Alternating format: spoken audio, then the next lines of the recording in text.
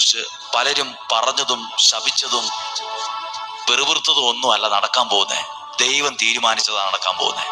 ദൈവം അനുഗ്രഹിച്ചതാണ് നടക്കാൻ പോകുന്നത്. ദൈവം തീരുമാനിച്ചതാണ് നടക്കാൻ പോകുന്നത്. നിങ്ങൾ പറ, ദൈവം എന്നെ കുറിച്ച് തീരുമാനിച്ച് നടക്കാൻ പോവാ. ഞാൻ അതിന് വിലങ്ങതടിയാകത്തില്ല. എൻ്റെ ചിന്തകളോ എൻ്റെ കാഴ്ചപ്പാടുകളോ എൻ്റെ തെറ്റിദ്ധാരണകളോ എൻ്റെ പഴയ കാര്യങ്ങളൊന്നും അല്ല അതിലൊന്നും തടസ്സമാകത്തില്ല. നിലയ്ക്കാത്തൊരു അനുഗ്രഹത്തിന് തുടക്കമിടും ഞാൻ. നിലയ്ക്കാത്തൊരു നന്മ എൻ്റെ ജീവിതത്തിൽ വരാൻ പോവുകയാണ്. എൻ്റെ കുടുംബത്തിനകത്ത് അത് വെളിപ്പെടും. ഹല്ലേലൂയ. ഇനി അടുത്തൊരു കാര്യം കൂടെ വായിക്കാതെ അവസാനിപ്പിക്കാൻ പറ്റത്തില്ല. 9-ാം അധ്യായം 1-ാമത്തെ വാക്യം. ആ ഒരൊറ്റ ആരാധന ഉയർന്നപ്പോൾ ആ അനുഗ്രഹം എത്ര ദൂരത്തേക്ക് കയറി വന്നു എന്ന് എഴുതിയിട്ടുണ്ട്.